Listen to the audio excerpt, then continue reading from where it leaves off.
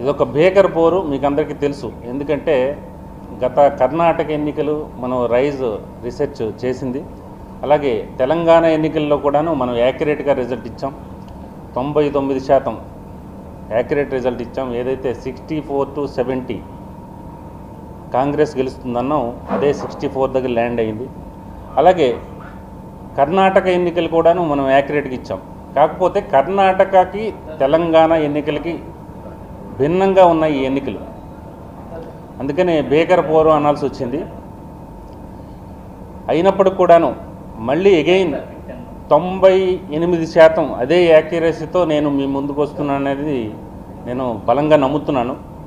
ఎందుకంటే గత 6 మాసాలుగా మనం క్షేత్రస్థాయిలో ఉన్నాం. వాస్తవానికి సంవత్సరం పొడవునా కూడా 2023-24 మొత్తం కూడాను మనం సంవత్సరం పొడవునా కూడా గ్రౌండ్ లెవెల్లో ఉన్నాం. రైజ్ టీమ్స్ అనేవి ఎప్పటికప్పుడు సర్వే చేస్తూనే ఉన్నాయి. ఇప్పుడు ఎన్నికలు జరిగిన తర్వాత ప్రీపోల్ సర్వే చేసాం, 2 సార్లు చేసాం. ఆ రిజల్ట్స్ కూడా నేను గతంలో సోషల్ మీడియా ప్లాట్ఫామ్స్లో చాలా చోట్ల వివరించాను. ఇప్పుడు తాజాగా ఏంటంటే పోస్ట్ పోల్ సర్వే చేసాం. మనం ఎగ్జిట్ పోల్స్ చేయం. ఎందుకంటే ఎగ్జిట్ పోల్స్ అనేవి ఏంటంటే వాస్తవానికి ఒక ఓటర్ బయటకు వచ్చిన తర్వాత, పోలింగ్ బూత్ నుంచి బయటకు వచ్చిన తర్వాత సర్వే చేయటం అది సాధ్యపడదు. నాకు తెలిసినంతవరకు సాధ్యపడదు. ఎందుకంటే ఓటర్ బయటకు వచ్చి మీకు కరెక్ట్గా చెప్తాడు అనేది నేనైతే అనుకోవట్లేదు. దానికి తోడు ఇవి ఏపీ ఎలక్షన్స్. ఎందుకంటే అస్సలు చెప్పడు, ప్రభుత్వానికి భయపడో లేకపోతే ప్రతిపక్షమే మళ్ళీ అధికారంలోకి వస్తుందని భయపడో ఏదో విధంగా తను చెప్పాలనుకోడు. అందుకని మనం పోస్ట్ పోల్ సర్వే చేసాం. ప్రీ పోల్ సర్వేలో శాంపిల్ సైజ్ ఎక్కువ తీసుకున్నాం. అంటే దాదాపు 3,80,000 వరకు శాంపిల్స్ తీసుకున్నాం. ఇది మాత్రం తగ్గింది. పోస్ట్ పోల్ సర్వేలో మనకు సమయాభావం ఉండటం వల్ల పోస్ట్ పోల్ సర్వేలో ఇది శాంపిల్ సైజ్ తగ్గింది. ప్రతి నియోజకవర్గానికి ఒక 800 నుంచి 1000 వరకే శాంపిల్స్ తీసుకున్నాం. తీసుకొని గత 2 రోజుల క్రితం మన పోస్ట్ పోల్ సర్వే అనేది కంప్లీట్ అయింది.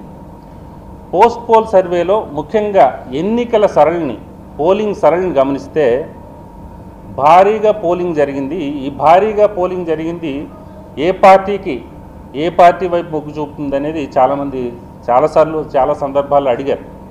కాకపోతే ఏంటంటే పోలింగ్ శాతం పెరిగితే ఖచ్చితంగా పలానా పార్టీకో, ప్రతిపక్షానికో లేకపోతే అధికార పార్టీకో అది మొగ్గు చూపుతుందనో లేకపోతే అనుకూలంగా ఫలితాలు వస్తాయనేది ఎక్కడా లేదు.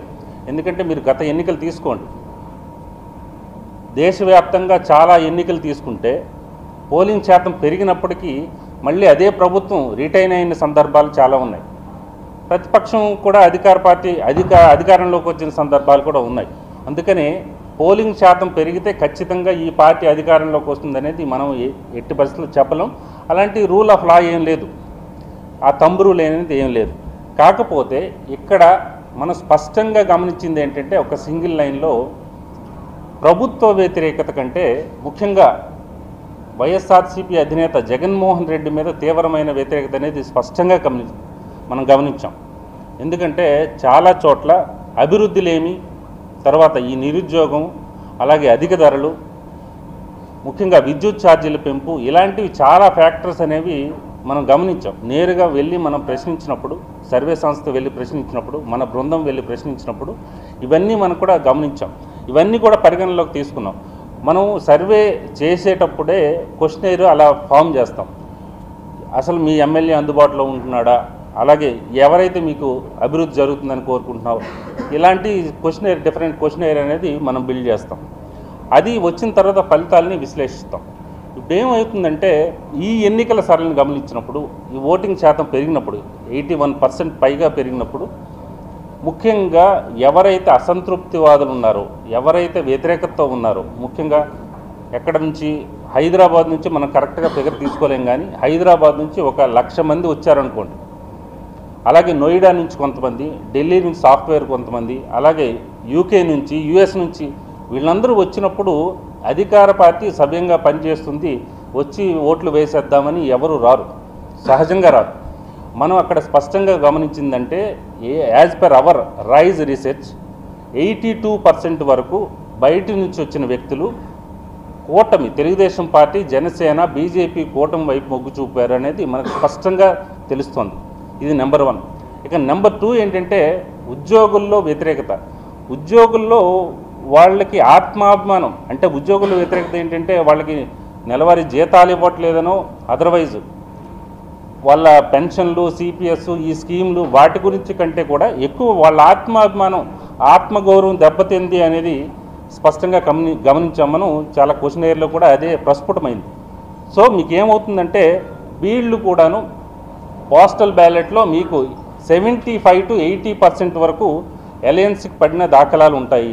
మీరు రేపొద్దున పోస్టల్ బ్యాలెట్ ఫలితాలు వచ్చినప్పుడు ఖచ్చితంగా మీరు బేరీజ్ వేసుకోవచ్చు. 75 to 80% Telugu Desam party, Janasena, BJP కూటమి పడినట్లు మనం స్పష్టంగా గమనించాం. తర్వాత ఇదే ఉద్యోగులు ఎవరైతే ఉద్యోగుల ఆగ్రహంతో ఉన్నారో చాలా సైలెంట్ ఓటింగ్ ఫ్యాక్టర్ వీళ్ళలో కూడా ఉంది. వీళ్ళు సైలెంట్గా ఏం చేశారంటే స్పష్టంగా అదేంటంటే తెలుగుదేశం పార్టీ ఈ కూటమికి ఎక్కడ ఏం చేశారంటే ప్రతి చోట సపోర్ట్ చేసిన సందర్భాలు కూడా ఉన్నాయి. కొన్ని చోట్ల, చాలా చోట్ల సపోర్ట్ చేసిన సందర్భాలు కూడా ఉన్నాయి. అది కూడా ఇది కూటమికి లాభదాయకం అనేది మనం చెప్పొచ్చు. సో ఓవరాల్గా ఏ ఫ్యాక్టర్స్ పనిచేశాయి, ఏ ఫ్యాక్టర్స్ తెలుగుదేశం పార్టీకి అనుకూలంగా ఉన్నాయి, జనసేనకు అనుకూలంగా ఉన్నాయి మళ్ళీ నేను చెప్తాను.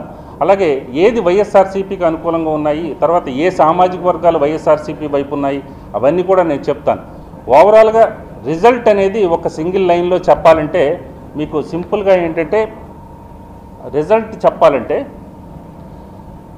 ఈ యాజ్ పర్ అవర్ రీసెర్చ్ 2024 ఎన్నికల్లో తెలుగుదేశం పార్టీ, జనసేన, బీజేపీ కూటమి అధికారంలోకి రాబోతుంది అనేది రైజ్ చెప్తోంది. ఖచ్చితంగా ఇదే జరుగుతుంది, దాంట్లో ఏమాత్రం తేడా లేదు.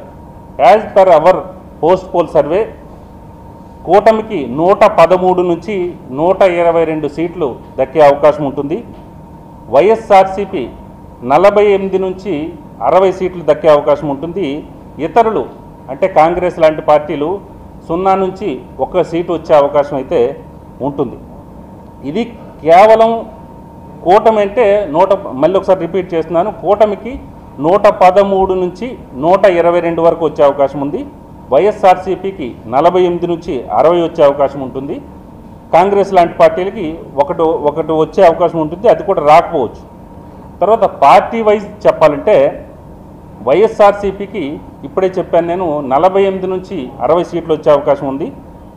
తర్వాత తెలుగుదేశం పార్టీ, కేవలం తెలుగుదేశం పార్టీకి అయితే 92 నుంచి 99 సీట్లు వచ్చే అవకాశం ఉంది. ఇక్కడే magic figure Telugu Desam party itself magic figure అనేది క్రాస్ చేస్తుంది, 88+ వస్తుంది. జనసేన పార్టీకి ఈసారి గతంలో ఒకే సీట్ వచ్చింది, అది కూడా ఆయన పార్టీ మారిపోయాడు, అది రాజకీయపరమైన అంశం. కాకపోతే జనసేన పార్టీకి ఈసారి 11 నుంచి 16 సీట్లు వచ్చే అవకాశం అయితే ఉంటుంది. ఇక బీజేపీకి ఇప్పుడే చెప్పాను 0 నుంచి 3, 1 రాకపోవచ్చు, వస్తే 3 వరకు రావచ్చు, 1, 2లో కూడా ఇదవచ్చు. ఇక పార్లమెంట్ సెగ్మెంట్ వైజ్ తీసుకుంటే శ్రీకాకుళం పార్లమెంట్ విషయానికి వచ్చేసరికి వైఎస్ఆర్సీపీకి 3, కూటమికి 4. విజయనగరం పార్లమెంట్లో వైఎస్ఆర్సీపీకి 3, కూటమికి ఎగైన్ 4. అరకు అది రివర్స్ అయింది. అరకులో అయితే మాత్రం 6 అసెంబ్లీ స్థానాల్లో వైఎస్ఆర్సీపీ పాగా వేస్తే అలయన్స్కి అయితే, కూటమికి అయితే కేవలం ఒకే స్థానానికి పరిమితం అవుతోంది. విశాఖపట్నంలో అయితే ఇది రివర్స్ అయింది. విశాఖపట్నంలో వైఎస్ఆర్సీపీకి 1 సీటు, అలాగే కూటమికి అయితే మాత్రం 6 సీట్లు దక్కే అవకాశం అయితే ఉంటుంది. ఇక అనకాపల్లి విషయంలో సేమ్ రిపీట్ అవుతుంది. అనకాపల్లి పార్లమెంట్లో కూటమికి 6 సీట్లు వస్తే వైఎస్ఆర్సీపీకి 1 సీటు దక్కే అవకాశం అయితే ఉంటుంది. ఇక కాకినాడ కూడా సేమ్ మీకు విశాఖపట్నం, అనకాపల్లి అండ్ కాకినాడ రిపీట్ అవుతుంది. కేవలం వైఎస్ఆర్సీపీకి ఒకే సీటు దక్కే అవకాశం అయితే ఉంటుంది. కాకినాడలో 6 సీట్లు అయితే కూటమి దక్కే అవకాశాలు అయితే ఉన్నాయి. ఇక రాజమండ్రిలో 2 సీట్లు వైఎస్ఆర్సీపీకి, 5 సీట్లు అయితే కూటమి దక్కే అవకాశాలు ఉన్నాయి. అమలాపురంలో 1 సీటు వైఎస్ఆర్సీపీకి, తర్వాత 6 సీట్లు తెలుగుదేశం పార్టీ కూటమి దక్కే అవకాశాలు ఉన్నాయి. మీరు జాగ్రత్తగా గమనిస్తే కాకినాడ, అనకాపల్లి, అలాగే విశాఖపట్నం, తర్వాత అమలాపురం, ఇక్కడతో ఈ పార్లమెంట్ సెగ్మెంట్లు ముఖ్యంగా విశాఖ, అనకాపల్లి, తర్వాత తూర్పుగోదావరి, కొంత పశ్చిమ గోదావరిలో గణనీయమైన స్కోర్ చేస్తుంది, బలమైన స్కోర్ చేస్తుంది తెలుగుదేశం పార్టీ జనసేన కూటమి. ఇక ఏలూరు విషయంలో కొంత తగ్గింది కూటమి స్కోరు. 3 వరకు వైఎస్ఆర్సీపీ స్కోర్ చేస్తే 4 వరకు తెలుగుదేశం పార్టీ కూటమి స్కోర్ చేసే అవకాశం అయితే ఉంటుంది. ఇక నర్సాపురం విషయానికి వచ్చేసరికి 1 వైఎస్ఆర్సీపీ, 6 తెలుగుదేశం పార్టీ కూటమి. విజయవాడ విషయంలో విజయవాడ సేమ్ రిపీట్ అవుతుంది. 1 తెలుగుదేశం, 1 వైఎస్ఆర్సీపీకి, అలాగే 6 కూటమికి వచ్చే అవకాశాలు అయితే ఉంటాయి. మచిలీపట్నంలో 2 వైఎస్ఆర్సీపీ, అలాగే 5 ఈ పార్లమెంట్ సెగ్మెంట్ల వారిగా చెప్తున్నాను. మచిలీపట్నంలో 5 వరకు కూటమికి వచ్చే అవకాశాలు అయితే ఉన్నాయి. గుంటూరులో కూడాను 1 వైఎస్ఆర్సీపీకి, 6 కూటమికి వచ్చే అవకాశాలు అయితే ఉంటాయి. బాపట్ల 2 వైఎస్ఆర్సీపీ, 5 కూటమి. నర్సరావుపేట 2 వైఎస్ఆర్సీపీ, 5 కూటమి. ఒంగోలు 3 వైఎస్ఆర్సీపీ, 4 కూటమి. నెల్లూరు 2 వైఎస్ఆర్సీపీ, 5 కూటమి. తిరుపతి, ఇది తిరుపతిలో బలంగా స్కోర్ చేస్తుంది. ఇక్కడి నుంచి మళ్ళీ వాతావరణం మారింది. మీకు రాయలసీమకి వెళ్ళేసరికి మళ్ళీ వాతావరణం మారింది. తిరుపతిలో 4 YSRCP, TDP and Janasena BJP కూటమి 3. చిత్తూరులో అసలు ఏ అంశాలు ప్రభావితం చేశాయని నేను తర్వాత చెప్తాను. చిత్తూరులో 2 వైఎస్ఆర్సీపీ, 5 కూటమి. రాజంపేటలో రివర్స్ అయింది. రాజంపేటలో 5 వైఎస్ఆర్సీపీ, 2 మాత్రమే కూటమి. కడప కూడా సేమ్ 5 వైఎస్ఆర్సీపీ, 2 మాత్రమే కూటమి. నంద్యాల 5 వైఎస్ఆర్సీపీ, 2 మాత్రమే కూటమి. మీరు జాగ్రత్తగా గమనిస్తే రాజంపేట, కడప, నంద్యాల అండ్ అగైన్ కర్నూలు, ఇక్కడ వైఎస్ఆర్సీపీ బలంగా ఉంది అనేది మళ్ళొకసారి తేటతెల్లమైందని చెప్పొచ్చు. కర్నూలులో 4 వైఎస్ఆర్సీపీ, 3 కూటమి. అనంతపురం ఇది రివర్స్ అయింది, 3 వైఎస్ఆర్సీపీ, 4 కూటమి. అలాగే హిందూపురంలో 4 వైఎస్ఆర్సీపీ, 3 కూటమి. ఇది టోటల్గా 25 పార్లమెంట్ సెగ్మెంట్ల పరిస్థితి. ఇక నెక్స్ట్ ఎంపీ సెగ్మెంట్లకు వెళ్తే, ఎంపీ సెగ్మెంట్లో కూటమికి 17 నుంచి 20 వరకు ఎంపీ సెగ్మెంట్లో గెలిచే అవకాశం అయితే స్పష్టంగా కనిపిస్తోంది as per our survey, post poll survey. వైఎస్ఆర్సీపీకి 7 నుంచి 10 ఎంపీ సెగ్మెంట్లు కైవసం చేసుకునే అవకాశం అయితే స్పష్టంగా కనిపిస్తోంది. ఈ 25 పార్లమెంట్ సెగ్మెంట్లు ఏవంటే, శ్రీకాకుళంలో Telugu Desam party, Vizianagaram close contest ఉంది, విశాఖపట్నం తెలుగుదేశం పార్టీ, అరకు వైఎస్ఆర్సీపీ, అనకాపల్లి బీజేపీ, అలాగే రాజమండ్రి కూడా పురంధేశ్వరి ఇక్కడ క్లోజ్ కంటెస్ట్ గట్టి పోటీ ఉంది, కాకినాడ జనసేన పార్టీ, అలాగే Amalapuram Telugu Desam party, Narsapuram BJP, Eluru YSRCP, Vijayawada TDP, Machilipatnam Janasena, అలాగే Guntur Telugu Desam party, Narasaraopet Telugu Desam party, Ongole Telugu Desam party, అలాగే బాపట్ల ఇక్కడ మంచి స్కోరే చేస్తుంది, బాపట్ల కూడా తెలుగుదేశం పార్టీ, నెల్లూరు వేమిరెడ్డి ప్రభాకర్ రెడ్డి ఇక్కడి నుంచి తెలుగుదేశం పార్టీ, కర్నూలు ఇక్కడి నుంచి మళ్ళీ ఫలితాలు మారాయి, కర్నూలు వైఎస్ఆర్సీపీ, నంద్యాల వైఎస్ఆర్సీపీ, కడప వైఎస్ఆర్సీపీ, రాజంపేట కూడా వైఎస్ఆర్సీపీ. కడప ఏంటంటే ఇక్కడ ముఖ్యంగా కొన్ని మనం చెప్పుకోవాలి, సెన్సేషన్ న్యూస్ ఏదైతే ఉన్నాయో అవి అప్పుడు చెప్తాను. కడపలో షర్మిల ఓడిపోతున్నారు అనేది యాజ్ పర్ అవర్ రీసెర్చ్ చెప్పొచ్చు. రాజంపేట వైఎస్ఆర్సీపీ, అక్కడ కిరణ్ కుమార్ రెడ్డి ఓడిపోతున్నారు. అనంతపురం వైఎస్ఆర్సీపీ, హిందూపురం టీడీపీ, చిత్తూరు టీడీపీ, అలాగే తిరుపతి వైఎస్ఆర్సీపీ. ఇది ఓవరాల్గా ఎంపీ సెగ్మెంట్ల వారీగా రిజల్ట్స్.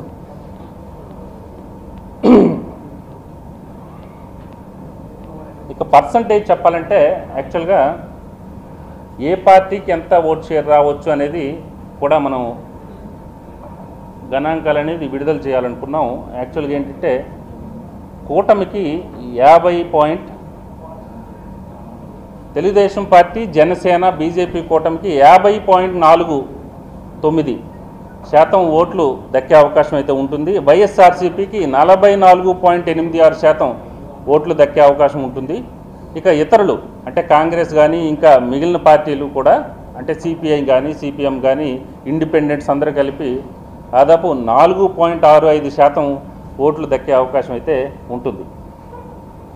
ఇక కొన్ని కొన్ని మేజర్ పాయింట్స్ చెప్పుకోవాలంటే వైఎస్ఆర్సీపీ ప్రముఖులు ఓడిపోయే జాబితాలో ప్రముఖులు చాలామంది ఉన్నారు. ముఖ్యంగా ఇక్కడి నుంచే మనం మొదలు పెడితే తమ్మినేని సీతారాం, అలాగే అవంతి శ్రీనివాస్, ముత్తంశెట్టి శ్రీనివాసరావు, గుడివాడ అమర్నాథ్, కరణం ధర్మశ్రీ, బూడి ముత్యాల నాయుడు, అలాగే పినిపే విశ్వరూప్, మార్గాని భరత్, అలాగే రాపాక వరప్రసాద్. అంటే ప్రముఖులు చెప్తున్నాను, వైఎస్ఆర్సీపీ ప్రముఖులు వీళ్ళందరూ ఓడిపోయే లిస్టులో ఉన్నారు. కొట్టు సత్యనారాయణ, కొడాలి నాని, వైఎస్ఆర్సీపీ ఫైర్ బ్రాండ్ కొడాలి నాని, అలాగే బాలినేని శ్రీనివాసరెడ్డి, అనిల్ కుమార్ యాదవ్, ఇంకో ముఖ్యమైన పేరు వైఎస్ఆర్సీపీ ముఖ్య నేత వల్లభనేని వంశీ, గన్నవరం ఎమ్మెల్యే. తర్వాత మీకందరికీ ఫైర్ బ్రాండ్ సుపరిచితం ఆర్కే రోజా, నగరి నుంచి ఆమె ఓడిపోతున్నారు. ఇక కొంతమంది ఇంకా ప్రముఖుల జాబితాలో ఉన్నారు. అంబటి రాంబాబు కూడా చెప్పానో లేదు, అంబటి రాంబాబు కూడా ఓడిపోతున్నారు.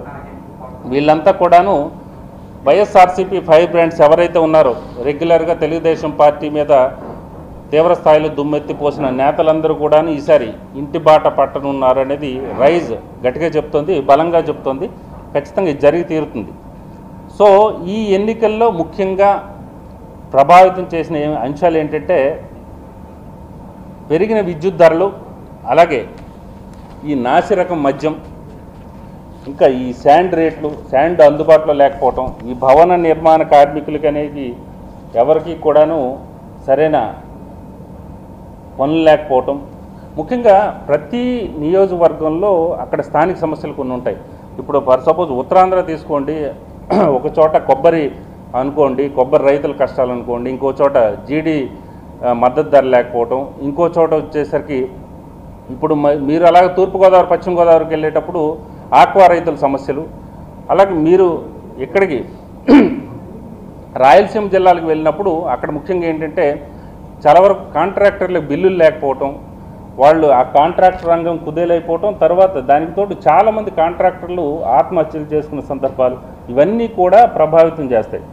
దానికి తోడు ఈ కూటమి అనేది బలంగా పనిచేసిందని చెప్పవచ్చు. ఎందుకంటే ముఖ్యంగా ఈసారి తెలుగుదేశం పార్టీ కంటే కూడా జనసేన పార్టీ వాళ్లకున్న 6,000 ఓట్లు 7,000 ఓట్లు చివరి వరకు నిలబడి, ఆ జనసేన యువత ఏదైతే ఉందో కొత్తగా ఓటర్లు అవనియండి, ఇప్పటివరకు సాంప్రదాయ ఓటర్లు అవనియండి, వాళ్ళు చివరి వరకు నిలబడి పోలింగ్ బూత్కి తీసుకురావడంలో ప్రధాన పాత్ర పోషించారనేది చెప్పొచ్చు, గట్టిగా చెప్పొచ్చు.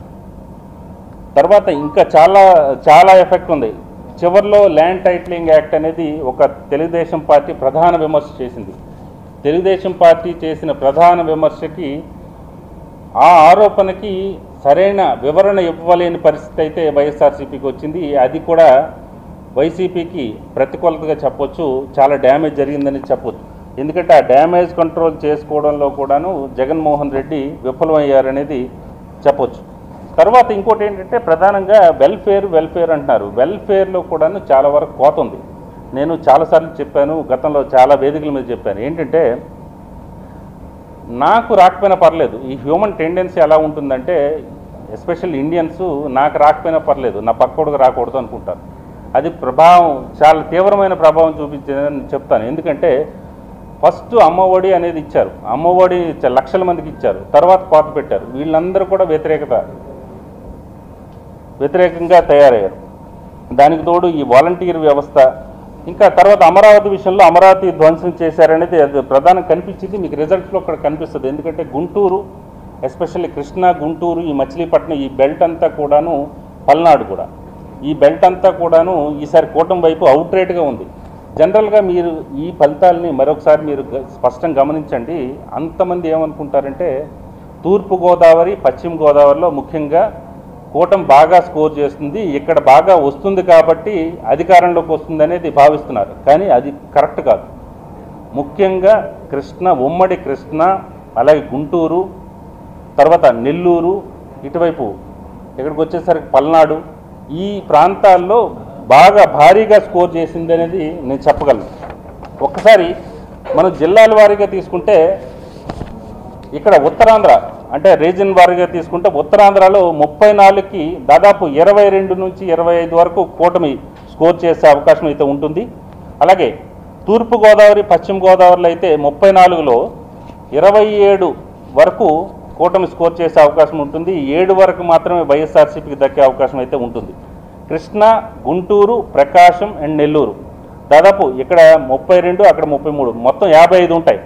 ఈ 55లో 55 అసెంబ్లీ సెగ్మెంట్లో 42 వరకు కూటమికి, కేవలం 13 మాత్రమే వైఎస్ఆర్సీపీకి దక్కే అవకాశాలు ఉంటాయి. నేను గతంలో కూడా చెప్పాను. మీరు స్పష్టంగా గమనిస్తే శ్రీకాకుళం, విశాఖపట్నం, తూర్పుగోదావరి, పశ్చిమ గోదావరి అండ్ గుంటూరు, కృష్ణా, నెల్లూరు ఇక్కడితో మీకు రిజల్ట్ వచ్చేస్తుంది. కూటమికి స్పష్టమైన ఆధిక్యత వస్తుంది. ఏదైతే రాయలసీమ ఉందో, రాయలసీమ అవుట్ ఆఫ్ 52 గతంలో 2019 ఎన్నికల్లో కేవలం 3 మాత్రమే స్కోర్ చేసింది తెలుగుదేశం పార్టీ. ఈసారి 19 నుంచి 22 వరకు తెలుగుదేశం పార్టీ కైవసం చేసుకునే అవకాశాలు స్పష్టంగా ఉన్నాయి. ఒక 33 వరకు, 30 నుంచి 33 వరకు వైఎస్ఆర్సీపీకి వచ్చే అవకాశాలు ఉన్నాయి. ఎక్కువ స్కోర్ చేసేది కేవలం రాయలసీమ ప్రాంతంలోనే. ఈ రాయలసీమలో కూడాను ఇంతకుముందే చెప్పాను, కాంట్రాక్టర్ల బిల్లుల ప్రభావం ఉంది. ముఖ్యంగా సామాజిక వర్గాల వారీగా తీసుకుంటే రెడ్డి కమ్యూనిటీ నిట్ట నిలువున చీలింది. అక్కడ ముఖ్యంగా రెడ్డి కమ్యూనిటీ ఇంతకుముందు ఓన్ చేసుకుంది. వైఎస్ రాజశేఖర రెడ్డి తనయుడిగా వైఎస్ జగన్మోహన్ రెడ్డిని ఓన్ చేసుకున్న రెడ్డి కమ్యూనిటీ ఈసారి నెమ్మదిగా పక్కకు జరిగింది.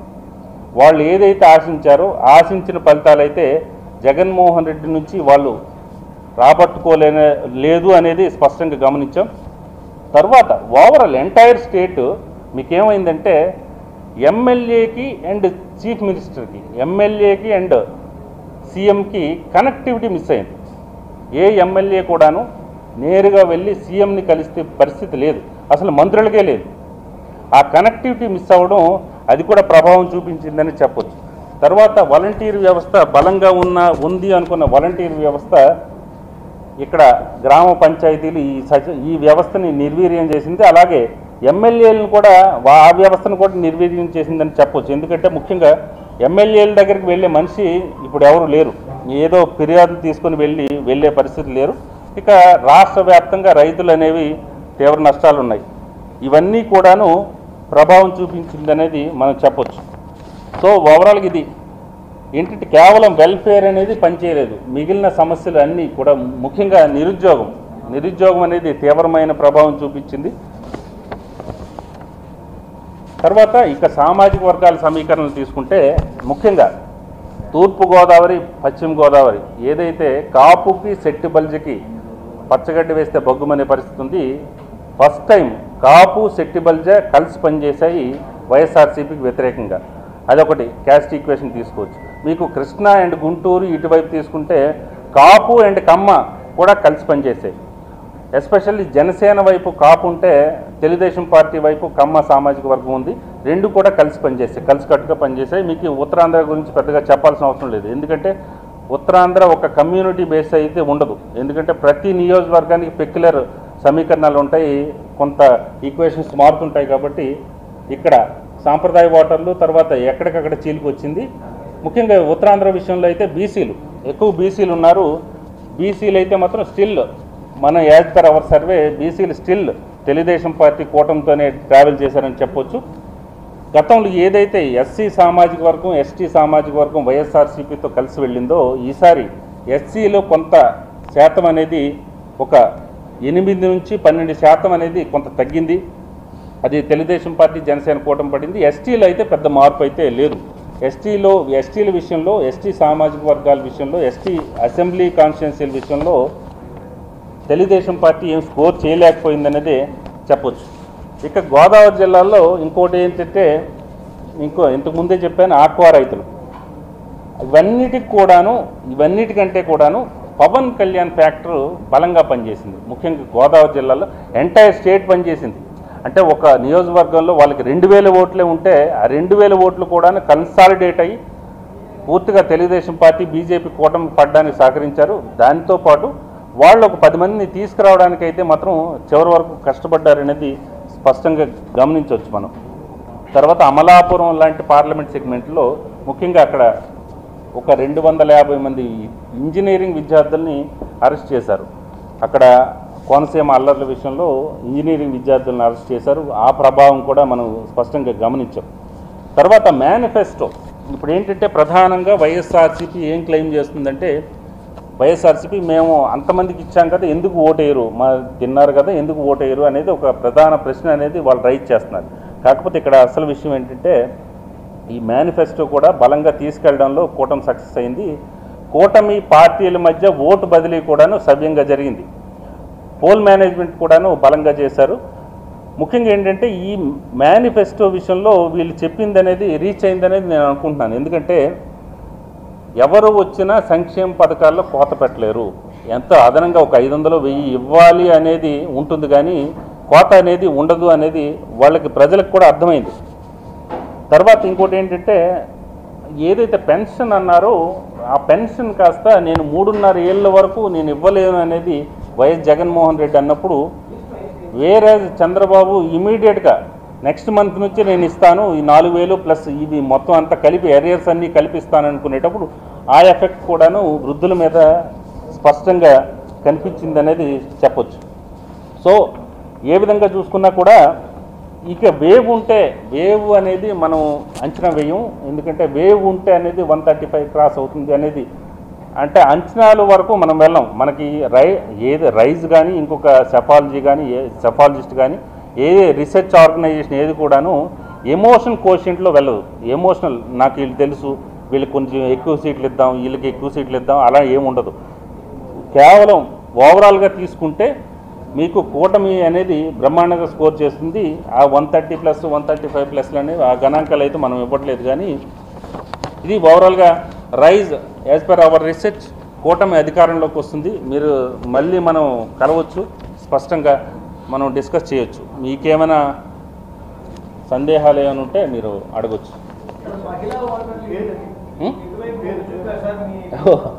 ఫస్ట్ ఇదే, నా పేరు ప్రవీణ్ అండి, ప్రవీణ్ పుల్లట.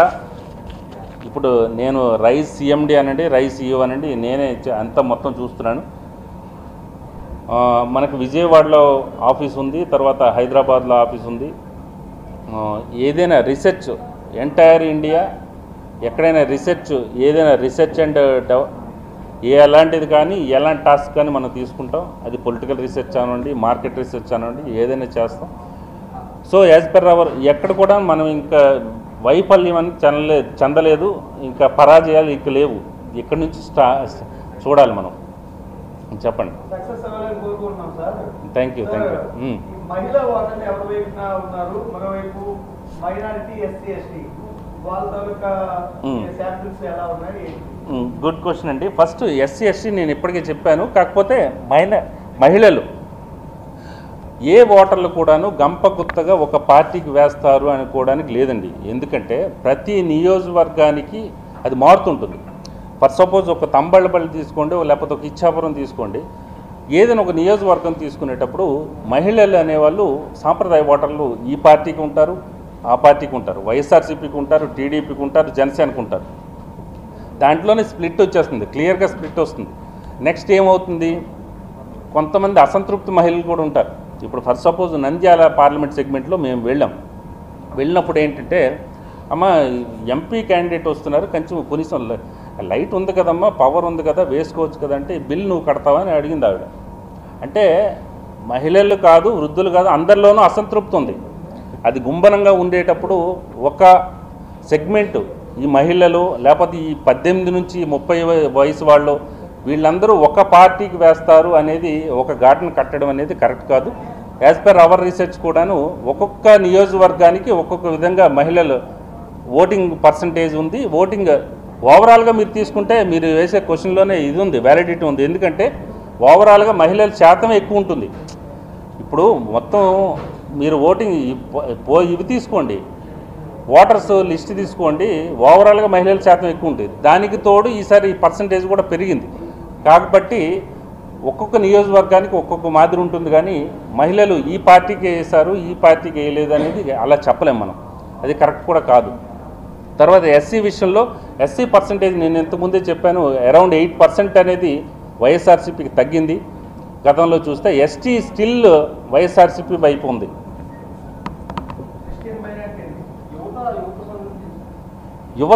యువత కూడా అంతేనండి. యువత కూడా ప్రతి నియోజకవర్గానికి మారుతుంది. కాకపోతే ఓవరాల్గా యువత చూసుకుంటే ఎక్కువగా జనసేన తెలుగుదేశం పార్టీ కూటమి వైపు ఎక్కువ ర్యాలీ అయింది అనేది చెప్పొచ్చు ఓవరాల్గా. శ్రీకాకుళం నియోజకవర్గాలు అంటే మళ్ళీ వాళ్ళు ఫీల్ అవుతారు, రేపు పొద్దున మీకు డిస్కషన్స్ ఉంటాయి. ఇండివిజువల్గా ఒక్కొక్క నియోజకవర్గం వారీగా వెళ్ళొద్దురండి.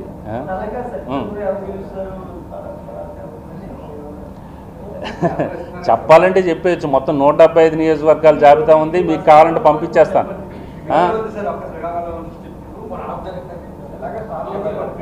అంటే మరి నేను అసలు ఏ విశాఖపట్నంలో లేకపోతే అమలాపురంలో పెట్టుకోవాల్సింది, ఎందుకంటే వాళ్ళు కూడా అడిగి ఉండేవాళ్ళు పాపం. చెప్పండి చెప్తాను నేను, ఏముంది మన ఫింగర్ టిప్స్ మీద ఉంది. Ichchapuram TDP, Palasa TDP, Tekkali TDP, Pathapatnam YCP, Srikakulam YCP, Narasannapeta YCP, again ఇంకోటి ఆమ్దాల్ వలస ఉంది, ఆమ్దాల్ వలస టీడీపీ. అయిపోయిందా? అంటే శ్రీకాకుళం పార్లమెంట్ వరకు నేను చెప్పాను. హెచ్ఆర్లో కూడా వైసీపీ. ఏది పాలకొండ అది క్లోజ్ కంటెస్ట్ ఉందండి, జనసేన పార్టీకి ఎడ్జ్ ఉంది. అది రాజం టీడీపీ.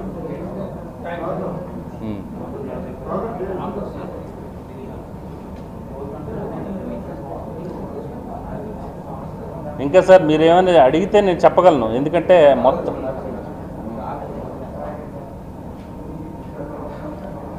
మొత్తం నాన్ రెసిడెంట్స్, పోస్టల్ బ్యాలెట్స్ ఇవన్నీ కూడా తెలుగుదేశం పార్టీ కూటమి వైపే ఉన్నాయి యాక్చువల్గా. మీకు అసలు విషయం ఒకటి చెప్పలేకపోయాను.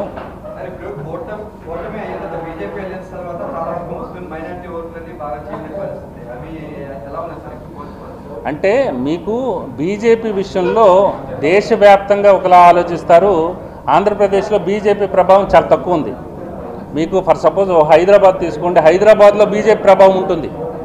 అక్కడ ఏంటంటే ముస్లిం కమ్యూనిటీ ఉంది, హైదరాబాద్ ఎస్పెషల్లీ చార్మినార్ ఆ ప్రాంతంలో హైదరాబాద్ సిటీలో ముస్లిం కమ్యూనిటీ ప్రభావం ఎక్కువ ఉంటుంది. కాబట్టి ఇక్కడ వేరేజ్ మిక్స్డ్ పీపుల్ ఉన్నారు మనతో, అంటే అన్ని కమ్యూనిటీస్తో కూడాను ముస్లిం కమ్యూనిటీ ఏపీలో మింగిల్ అవుతుంది, కలిసి వెళ్తుంది. సో పెద్ద ఎఫెక్ట్ ఉండదు. ఒక కర్నూలు, ఒక నంద్యాల పార్లమెంట్ అక్కడ కొంత ఎఫెక్ట్ ఉంటుంది, కానీ ఓవరాల్గా తీవ్రమైన ప్రభావం అయితే ఏమి ఉండదు.